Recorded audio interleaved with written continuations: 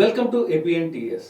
Gajuwaka Telugu Desam party కార్యాలయంలో అల్లూరి సీతారామరాజు గారి 127వ జయంతి ఉత్సవాలు నిర్వహించడం జరిగింది. ఈ సందర్భంగా తెలుగుదేశం పార్టీ నాయకులు మాట్లాడుతూ అడవి తల్లి ముద్దుబిడ్డ మన్యం వీరుడు స్వతంత్ర సమరయోధుడు అల్లూరి సీతారామరాజు ఒక వ్యక్తి కాదు, ఒక సమూహ శక్తి అని, అడవి బిడ్డల కష్టాలను చూసి చలించిపోయిన మహావీరుడు అల్లూరి సీతారామరాజు, స్వాతంత్ర సమరంలో పాల్గొన్నటువంటి మహావీరులకు జయంతి ఉత్సవాలకు నివాళులు అర్పించుకోవడం మన బాధ్యత అని గుర్తు చేశారు.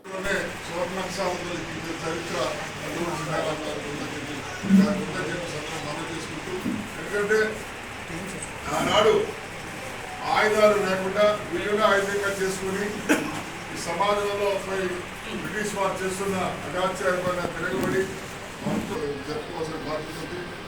మరి జాతీయ సమైక్య ప్రభావంతో మనందరం కలిసిమెలిసి ఉండి రాబోయే రోజుల్లో పల్లా శ్రీనివాస్ గారు ఆంధ్రప్రదేశ్ అధ్యక్షుడిగా, గాజువాక నియోజకవర్గ శాసనసభ్యుడిగా ఈరోజు మనందరి సహకారంతో ఉన్నతమైన స్థాయిలో ఉన్నారు. ప్రజల సహకారంతో భవిష్యత్తులో కూడా రెట్టింపు ఉత్సవంతో అందరూ పనిచేస్తారు. మరి ఇదే స్ఫూర్తితో మనందరం కొనసాగించాలని కోరుకుంటూ, ఏదైతే అల్లూరి గారి స్ఫూర్తిని ప్రతి ఒక్కరు ఆదర్శంగా తీసుకోవాలి.